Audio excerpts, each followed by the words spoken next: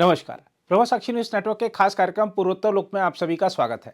असम में इस सप्ताह एक वर्ग जहां सीए के विरोध में उतरा, तो वहीं सत्ता पक्ष ने सबको आश्वस्त किया कि इस कानून से असम के लोगों या भारतीय नागरिकों को कोई खतरा नहीं है। पिछले सप्ताह प्रधानमंत्री नरेंद्र मोदी असम के दौरे पर थे, तो इस सप्ताह रक्षा मंत्री राजनाथ सिंह ने असम में चुनाव प्रचार शुरू किया। वहीं मणिपुर में मुख्यमंत्री ने केंद्रीय बलों से कहा है कि वह जहां भी कार्रवाई करें, उससे पहले राज्य सरकार को सूचित करें। वहीं त्रिपुरा में बीजेपी और टिपरा मोथा के संयुक्त उम्मीदवार के लोकसभा चुनाव में उतरने से राज्य की राजनीति में नया मोड़ आ गया है। दूसरी ओर अरुणाचल प्रदेश में बीजेपी ने अपने सभी विधानसभा उम्मीदवारों की घोषणा करते हुए 3 मंत्रियों के नाम काटकर सबको चौंका दिया है। अरुणाचल प्रदेश इस सप्ताह इसलिए भी खबरों में रहा क्योंकि भारत ने मोदी के अरुणाचल प्रदेश दौरे पर चीन की आपत्ति को सिरे से खारिज कर दिया। इसके अलावा भी पूर्वोत्तर भारत से कई प्रमुख समाचार रहे। आइए सब पर डालते हैं एक नज़र और सबसे पहले बात करते हैं असम की। असम से आए समाचारों की बात करें तो आपको बता दें कि राज्य में विपक्षी एकता को झटका देते हुए तृणमूल कांग्रेस ने गुरुवार को 4 लोकसभा सीट के लिए उम्मीदवारों की घोषणा कर दी। राज्य में अन्य गैर बीजेपी दल पहले ही उम्मीदवारों की घोषणा कर चुके हैं। तृणमूल कांग्रेस ने एक्स पर एक पोस्ट में कोकराझार एसटी, बारपेटा, लखीमपुर और सिलचर एससी सीट के लिए उम्मीदवारों की सूची जारी की।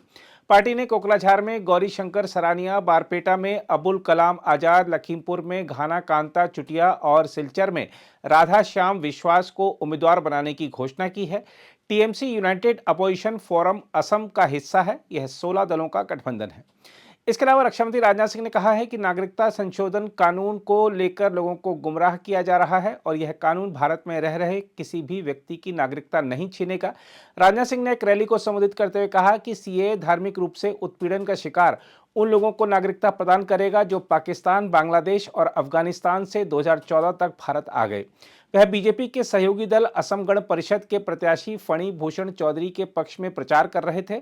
चौधरी बारपेटा लोकसभा क्षेत्र से चुनाव लड़ रहे हैं। फिलहाल कांग्रेस सांसद अब्दुल खालिक इस संसदीय क्षेत्र का प्रतिनिधित्व कर रहे हैं।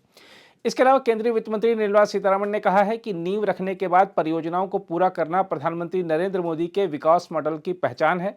सीतारमण ने दावा किया कि 2014 में मोदी सरकार के सत्ता में आने से पहले परियोजनाओं का शिलान्यास तो किया जाता था, लेकिन उन्हें समय पर पूरा नहीं किया गया। सीतारमण ने आईआईटी गुवाहाटी में आयोजित विकसित भारत एम्बेसडर कैंपस डायलॉग में कहा, परियोजनाओं को पूरा करने में देरी से देश की छवि पर प्रतिकूल प्रभाव पड़ा, जिससे यह धारणा बनी कि भारत अपनी परियोजनाओं को पूरा नहीं करता है। मणिपुर से आए समाचारों की बात करें तो आपको बता दें कि राज्य के मुख्यमंत्री एन बीरेन सिंह ने केंद्रीय सुरक्षा बलों से कहा है कि वे राज्य में कोई भी अभियान चलाने से पहले राज्य सरकार को सूचित करें, ताकि क्षेत्र में नाजुक शांति की स्थिति में कोई खलल नहीं पड़े। मणिपुर के मुख्यमंत्री ने एक कार्यक्रम से इतर संवाददाताओं के प्रश्नों के उत्तर में यह बात कही। इसके अलावा मणिपुर के मुख्यमंत्री एन बीरेन सिंह ने कहा है कि राज्य में मेइती और कुकी समुदायों के बीच संघर्ष को सुलझाने के लिए बातचीत शुरू की गई है। एक कार्यक्रम में मुख्यमंत्री ने राजनीतिक संवाद के माध्यम से संघर्षों को हल करने के महत्व पर जोर दिया। उन्होंने उल्लेख किया कि दोनों समुदायों के विधायक 2 बार मिल चुके हैं, जो शांति प्रक्रिया में प्रगति का संकेत है। उन्होंने कहा, घाटी के विधायक कुकी विधायकों से 2 बार मिल चुके हैं। पहाड़ी क्षेत्र समिति के अध्यक्ष का एक दल कुकी और नगा समुदायों की नागरिक संस्थाओं के साथ बैठक कर रहा है। उन्होंने कहा, मुझे उम्मीद है कि जल्द ही शांति लौटेगी। इसके अलावा मणिपुर के मुख्यमंत्री एन बीरेन सिंह ने कहा है कि राज्य में हिंसा प्रभावित 3483 किसानों का चयन क्षतिपूर्ति फसल पैकेज के प्रथम चरण के लिए किया गया है। उन्होंने एक कार्यक्रम की शुरुआत करने के दौरान कहा, उपायुक्तों द्वारा सत्यापन किए जाने के बाद कुल 3483 किसानों का चयन किया गया है। अन्य 2399 किसानों के साथ आधार सत्यापन और बैंक खातों सहित दस्तावेज से जुड़ी समस्याएं हैं और उनका फिर से सत्यापन किया जा रहा है। इसके अलावा मणिपुर के मुख्यमंत्री एन बीरेन सिंह ने कहा है कि राज्य में क्रमिक रूप से शांति बहाल हो रही है और विशेष रूप से पिछले 4 महीनों में यह देखने को मिला है। उन्होंने कार्यक्रम में लोगों को संबोधित करते हुए कहा, हम शांति बहाल करने के लिए कड़ी मेहनत कर रहे हैं। पिछले साल 3 मई को भड़की हिंसा के बाद की अवधि की तुलना में पिछले 4 महीनों में शांति बहाल होनी शुरू हो गई है। उन्होंने 3 मई की घटना पर अफसोस जताते हुए कहा, यह दुर्भाग्यपूर्ण था कि हम अनुमान नहीं लगा सके कि सरकार पर लक्षित और जानबूझकर हमले किए जाएंगे। मेघालय से समाचारों की बात करें तो आपको बता दें कि राज्य के री भोई जिले में प्रतिबंधित उग्रवादी संगठन हाईनीव ट्रेप नेशनल लिबरेशन काउंसिल यानी HNLC संगठन के हथियार और गोला बारूद जब्त किए गए हैं। पुलिस ने यह जानकारी दी। HNLC संगठन से जुड़े 4 लोगों द्वारा दी गई जानकारी के आधार पर पुलिस ने हथियार और गोला बारूद बरामद किए हैं। इन चारों को पुलिस ने शिलांग के विवादित पंजाबी लेन इलाके में IED विस्फोट के सिलसिले में गिरफ्तार किया था। पुलिस अधीक्षक जगपाल धनोआ सिंह ने बताया, बुधवार को रिफोई जिले में HNLC के झंडे के साथ हथियार, जिलेटिन की छड़ें, विस्फोटक आदि बरामद किए गए। इसके अलावा तृणमूल कांग्रेस ने मेघालय की तुरा संसदीय सीट पर पूर्व मंत्री जेनिथ M संगमा को उम्मीदवार बनाया है, जहां से फिलहाल सत्तारूढ़ नेशनल पीपुल्स फ्रंट की अगाथा के संगमा सांसद हैं। तृणमूल कांग्रेस के इस कदम को विपक्षी दलों के गठबंधन इंडिया में शामिल कांग्रेस की अनदेखी माना जा रहा है, जिसने पहले ही सालिंग A संगमा को अपना उम्मीदवार घोषित कर दिया था।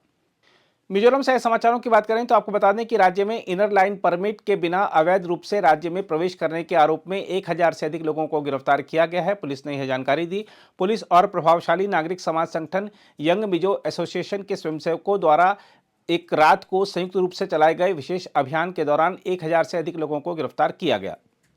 इसके अलावा मिजोरम में जोरम पीपुल्स मूवमेंट यानी ZPM की सरकार राज्य के शराबबंदी कानून की समीक्षा करेगी, जिसके तहत कुछ क्षेत्रों को छोड़कर राज्य में शराब की बिक्री और खपत पर प्रतिबंध लगा दिया गया था। आबकारी मंत्री लालघिंग लोवा हमार ने विधानसभा में ये जानकारी दी। मिजोरम शराब निषेध अधिनियम 2019 पिछली मिजो नेशनल फ्रंट सरकार द्वारा पेश किया गया था। त्रिपुरा से समाचारों की बात करें तो आपको बता दें कि टिपरा मोथा प्रमुख प्रद्योत देबबर्मा ने गुरुवार को कहा कि केंद्र और राज्य सरकार के साथ ऐतिहासिक समझौते पर अमल के लिए उनकी बड़ी बहन कृति सिंह देबबर्मा को पूर्वी त्रिपुरा लोकसभा सीट से राष्ट्रीय जनतांत्रिक गठबंधन का उम्मीदवार बनाया गया है। कृति सिंह देबबर्मा को बुधवार को पूर्वी त्रिपुरा लोकसभा सीट से NDA का उम्मीदवार घोषित किया गया था। वह टिपरा मोथा के चुनाव चिन्ह अनानास पर नहीं बल्कि बीजेपी के चुनाव चिन्ह कमल पर चुनाव लड़ेंगी। अपनी बड़ी बहन के साथ राष्ट्रीय राजधानी से लौटे प्रद्योत देबबर्मा ने MBB हवाई अड्डे पर संवाददाताओं से कहा, हमने राज्य के मूल निवासियों की समस्याओं के स्थायी संवैधानिक समाधान के लिए केंद्र और राज्य सरकार के साथ एक ऐतिहासिक समझौते पर हस्ताक्षर किए हैं।